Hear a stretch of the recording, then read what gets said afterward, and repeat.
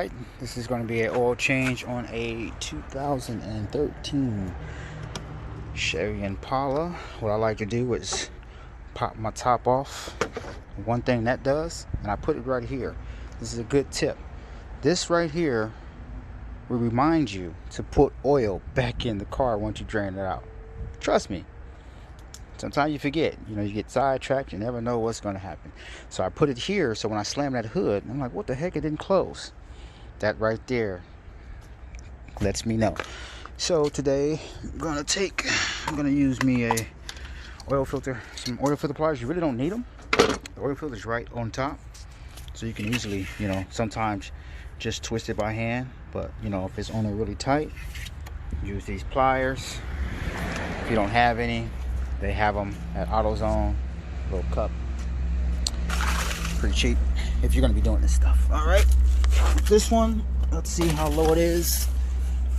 All right, I'm not gonna even jack up the car. I'm just gonna lay up under here and reach. And this here is the oil pan, and this here is the drain plug. And it feels like a 15 millimeter. All right, stay tuned. I'm gonna go get the tool. And we're back. So 15 millimeter. You can use a wrench. I just have a ratchet with a socket on it. So you jack it up, won't hurt, but I'm not. Maybe easier for some. So if you do jack it up, just make sure you just support it with some jack stands, please. Safety first. So I keep a little pressure on it while I'm spinning it out. You don't want it to just fly out and then pop. Put that thing up. Let it drain. Let it drain. I usually let it drain till it turns to like little dribble, little drips. And yeah, that's that. While that's draining, I'll go ahead and break this here loose. Oops, not supposed to drop them. So remember, it's left loose right at the top. I'm not going to take it all the way off. Just loosen him up to where it'll be loose for the hands. Alright, so when it gets like that, very small stream, it's pretty much at the end. I'll just cut it back up. Left it loose, right to tight. I know I'm upside down, so it kind of looks backwards, but hey. Move that on out the way. I'm pretty full. And I'm gonna crank it down a little bit. Nothing too crazy. Not too tight.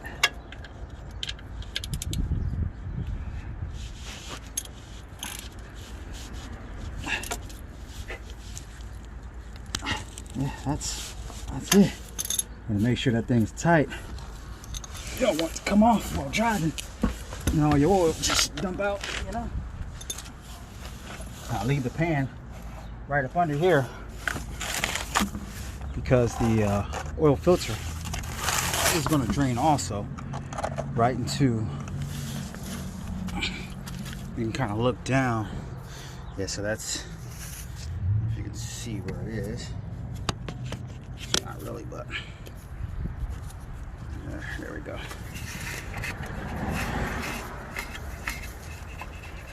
So unscrew it. There's like a little drain catch pan right up under here. That's going to drip right into the, see that? Pull that on up. Let it drain out. See that? We're catching it. Sweet. Grab your new filter.